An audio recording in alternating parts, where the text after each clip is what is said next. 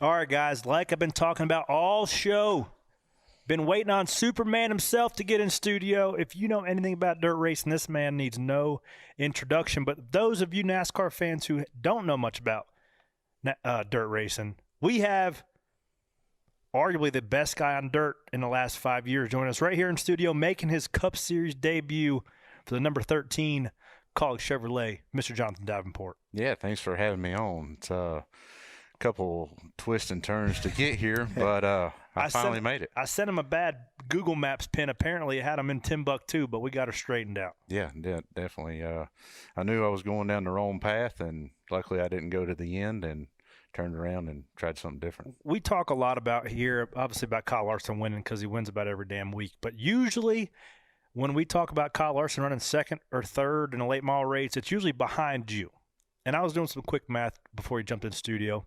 Do you know what your win percentage is over the last, or how many races it takes per victory of the last 2 years? No clue. 3.3. So if you race 3.3 races, you're winning one of them. That's how dominant you've been the last couple of years, buddy. What the hell do you expect coming to the Cup Series? How did all that come together with Colin?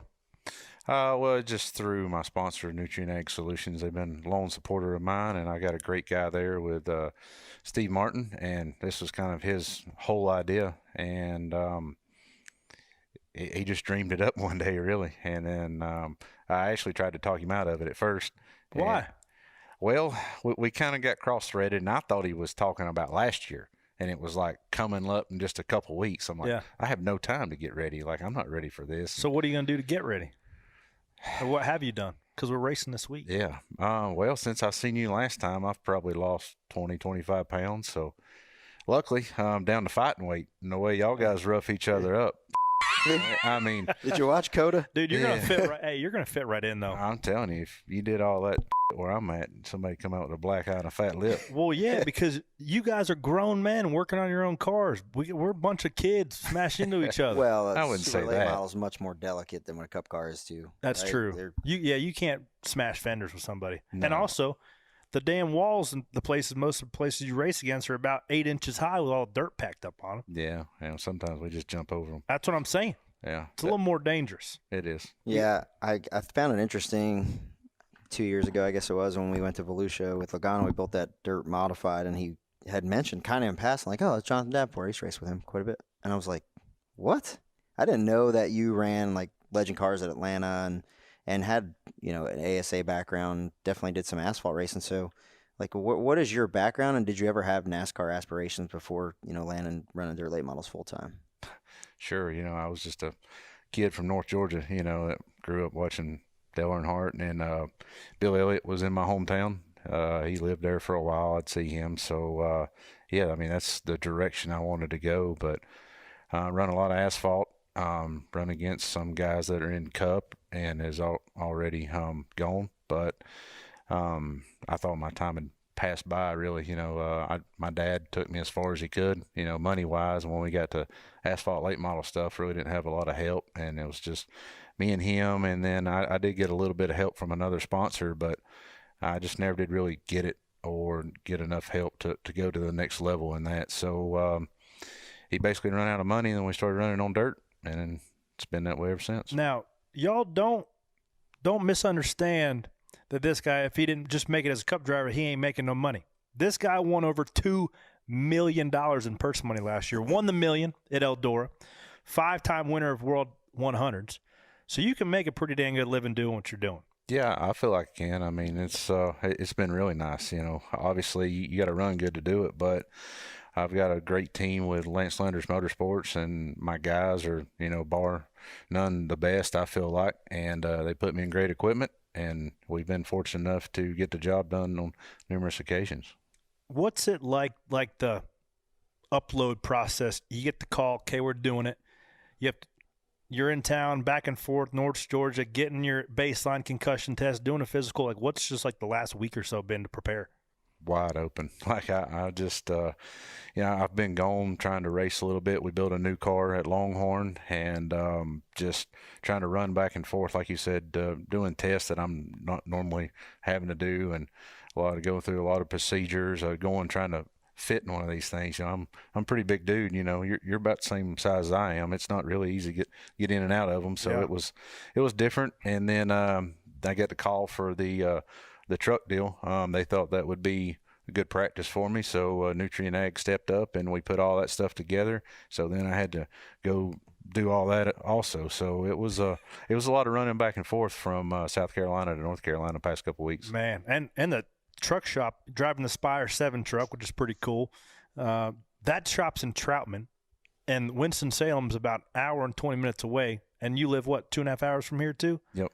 Man, doing a lot of driving this week. I'm sure he gets enough windshield time throughout the year going back No and forth. doubt. Wheatland, Missouri, and everywhere One you there go. this past weekend. And then he said, my That man place is nice. says he's running Bulls Gap on, what, Thursday night? Yep. Larson promoting that show? He is. Yep. I wouldn't start off. I wasn't going to run it. I was going to take my time and get really prepared. But when you got Kyle Busch, Kyle Larson, I think Chase Briscoe said he's going to run there. I mean, I can't let them come in my playground and not be there with them. That's right. That's a great point. Clint Boyer owned a team, and Kyle Larson goes and runs, and Corey's pretty, well embedded in the short track scene with building seats and all that. Is there guys that are at the Cup level that you've talked to daily that we wouldn't think of? I wouldn't say daily. Obviously me and Kyle's talked a little bit. Talked to Ricky Stenthouse. He's pretty cool. Just like me and Corey may, in passing, talk to one another or send each other a text message every now and then. Bitch about how your seat fits. Can't get one the same as usually the term. There ain't many guys that I'll get off the couch for and dial in, but JD's one of them. He does. He comes and fixes me up whenever I call. So, yeah, but, I mean, I got some friends over there that I feel like I can lean on a little bit. So, maybe we'll see. What's that thing? Because you won last year at Bristol. It was a World of Outlaw race. What do you like? How is that thing going to drive different? You obviously haven't driven a Cup car yet, but do you have any expectations of what to expect of what a Cup car is compared to that dirt late model? It's going to be totally different. I'm sure there's nothing that's going to really help me. I wouldn't say. I don't know. Obviously I've got the dirt experience and I've ran Bristol at dirt, but so has the Cup guys now a couple times, as many as I have. So I don't know that my dirt experience really is going to trump how many times you run a Cup car or the other guys. I don't think so, but obviously I can tell when the lane's going to change just as fast or faster than anybody. But if my dirt experience is going to be that far subpar, I mean, Kyle Larson, Christopher Bell, Ricky Stenthouse ought to be, running top 3 half a lap ahead. So it's definitely going to even the playing field a lot. Yeah, you look at the two guys that have won this race. They're Cup regulars, not two guys that you would think of when you stand out dirt guys as far as Joey Logano and Kyle Busch. But I hope it doesn't rain. And I hope you get some lap times. But the truck race is definitely going to help. That's why, you've seen guys like Martin Truex, Joey, Chase run those before. What are your expectations for the weekend?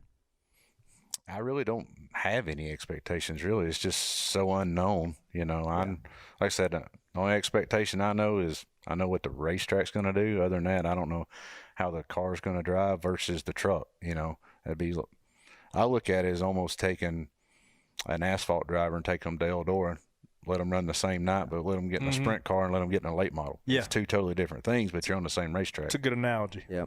So, I don't know. We'll see. Hopefully that learning curve ain't too long. I'm glad I'm talking to you before the race. You watched COTA? You've watched Richmond? No, I didn't watch COTA. I did watch a little bit of Richmond. Let me give you a little – I'm going to ask you for a tip, but I'm going to give you one first. All right. Do the smashing first and don't get smashed into. Because if you initiate the smashing, nobody's going to mess with you. And then they're going to get out and be like, oh, man, this guy he's got a damn beard. Nobody else has a solid beard like that anymore in the Cup Series. So don't be scared to smash into people because they're not going to be scared to smash into you. He says that for this is coming from a guy that smashed into people. That's why I pointed at himself there. I'm your buddy, and I'm going to smash into you just a second to smash into you. That's how it works. Yeah. That's just, that's the biggest unknown that I feel like going into it is y'all race totally different than I do. I haven't entered on somebody's bumper in 20 years. I mean, our cars, y'all talk about air and dirty air and this. What, you drive a dirt late model. Yeah. I mean, we got a big fin. We got huge front end. I've got to set up a pass when I'm 3 car lengths behind the guy. I can't enter on somebody's bumper. So that's going to be totally different for me going up and hitting somebody or even getting close to them. If I get to their side, usually I'm so loose, I just go ahead and let off and let them go on, just because of side force. But how much has that, like, what was the trend, or when did that shift with dirt racing when they got super aero dependent and those platforms got real right front down, left rear up? Like, when did that start to progress? probably around the 2013, 14, 15 era, right in there. Like we kind of figured it out in 14, then in 15, me and Kevin done a lot of stuff, and Ooh, I remember Kevin the Rumley. pictures of like 3 shocks on the left rear. Or whatever. Yeah, Everybody was so- freaking out about that thing. yeah, we figured out, obviously, if we want to be tighter in the corner, that big blade we got to get it higher. Mm-hmm. So once we That's got free. it, That's free grip there. once we got that higher, we got to get it up there all the time. Yeah. So then we do that, we're knocking a bigger hole in the air, and the car behind us is way looser. Yeah. So What is something cool? Because you guys can get creative. There's a bit of a rule book in dirt racing, but not near as long as what we have to adhere to. What are some cool little dirt tricks that kind of got outlawed that Kevin was he was on the cutting edge of technology? Droop chains or shocks, or yeah, Ryan mentioned 3 shocks on the left rear. yeah, we was doing all kinds of things. I mean, me and Kevin, or I mean, whoever, Scott, everybody's wrote another page in the rule book. But yeah, like we made the left rear suspension actually have 2 different suspensions where, like, it would move twice instead of just once. It's hard to explain, but anyway, just body wise, every time we see a little gray area, we push that till it's black, and then they make another rule on it. So Yeah. Was it like an accel and decel deal? Like acceleration and decel, like a third link they run? Or I'm like super intrigued on 2 different left rear suspensions. We're getting a little weeds a little bit. I'm but- assuming it kind of locked itself in, so it just sat up on the bars, right? well, it did, but yet once it got up on the bars and it got really tall, and then it had compliance at that point, so it actually started moving So again. it was like 2 different steps. Wow. Yeah.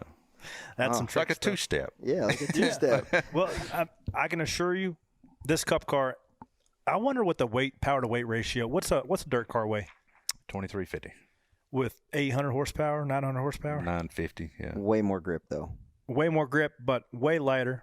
You probably what was the track record of Bristol in dirt car? Do you know off the top of your head? It was in the 15s. It's gonna feel like you're putting around there in that I'm damn sure. heavy taxi cab. I'm might- excited to race with you. Might want to get a street stock ride at Bulls Gap to get ready for this deal. That's right. probably more like what it's gonna drive like. Yeah, for no sure. doubt. Are you Yeah. excited about it? Yeah, I'm just excited for the opportunity and the challenge. Yeah. Who is there somebody that, like, you're looking forward to race against? Like, you a fan of anybody on the Cup side? Not really. Man, I'm going to be honest with you. I quit watching Cup racing probably 5, 6, 7 years ago. When I was little, I used to be all into it, and that's what we did every Sunday. But now I'm gone so much from home, and Sunday's my traveling day or sleeping day. I'm either at the airport, or I'm driving, or I've drove all night, and I want to sleep. I don't want to sit there and look at the TV, or I want to go be with my son or my wife or something like that. So Yeah. I don't know. I think They coming to the races with yeah, you? they are. Yeah. Love that. Well, you've been gracious enough with your time, but before you leave, we got 3 questions we ask all of our guests. You ready? Sure. All right. Question number 1. If you had to pick one race car and one racetrack to race out the rest of your life, what do you pick? Dirt late model at Eldora. What year of a late model? Like current? Yeah, by far. They're the coolest looking, fastest. Yeah. That was the quickest anybody ever answered that question. No question asked. Everybody's like, well, that's kind of a good question. Think about it. You had it. Boom. No, I would love to buy some parking spot and be my own parking spot at Eldora. If Tony would sell me a little bit of land, I'd build me a shop right there. That'd be mine right there. What do you just have a good feel for it? What is it about Eldora? I just love that place. Yeah, I got a good feel for it. I kind of understand it. It's like you got to have a good car there, but you got to be smart. You got to outsmart the guys too, because it's a long race. Well, not as long as we're about to do, but yeah, 100 laps of dirt. 100 laps at Eldora is a long race, I feel like. But that's another thing that I don't know about. I've never ran a race that's going to be this long, so try to stay focused for that long. It's definitely going to be different. But yeah, Eldora just fits me. He said parking spot at Eldora. That brought up the memory of I think it's still there. DW had a parking spot at Bristol, like in the DO lot. Like, Really? there's literally like This spot is Darrell Waltrip's. I wonder if it's there. I remember when I'm we gonna went to like Tioga Speedway in New York, they had Richie Evans' spot. It was like all flower bed. Like this was his spot. Really? Nobody parks there. Yeah. Yeah, that's cool. Yeah, that was cool. I'll reach out to Tony this weekend and see if he can give you a spot up at Eldora. We'll get you down. Question number 2. What's the most embarrassed you've been at a racetrack? Larson's was when he won that race again, like with you guys, and then spun it out and nosed it in the fence. It was like the week after, but that was his. That would be bad. Where was that? Golden That was Isle? Golden Isles. Yeah, Okay. that was this year. Yeah, I was about embarrassed just him the whole weekend how bad we ran. I would say back to ASA, ASL, whatever. Was on the front stretch. They did driver introductions, whatever, and I don't know why, but I put my car in gear. I guess it was rolling. When we went, hey, gentlemen, start your engines. I fired it up and knocked the out of the guy in front of me. Yeah, That's a great story. Who was? Remember who it was you ran into? Nah, I have no idea. Were you able to like pull the fenders out and? Oh yeah, it was fine. Yeah, it didn't really hurt it too bad, but it was just like, damn, what an idiot. What track were you at? Maybe it was I-96. I can remember like it was a small, real rough place, but I think it was I don't know, some kind of interstate track. I mean, if there's anybody in the world that actually has raced 10,000 races, like It's Denny him. Hamlin said, it's probably you. 10,000 racetracks. Yeah, like so many free. I mean, how many shows? What's the most amount of shows you've done in a year? The most probably 110, 12, somewhere in there. It's a lot of racing, man. We averaged 90, I would say, pretty That's easily. a lot of freaking racing. That's a lot of racing. Last question: if you had to forget every racing memory you've ever had and just keep one, what do you keep? Probably my first World 100 win, I would say. That's Not the million? No, I don't think so. I mean, obviously there's so many of them, but just the way the World 100 after we almost won the Dream and Scott was light, so we did win, and that was my first crown jewel.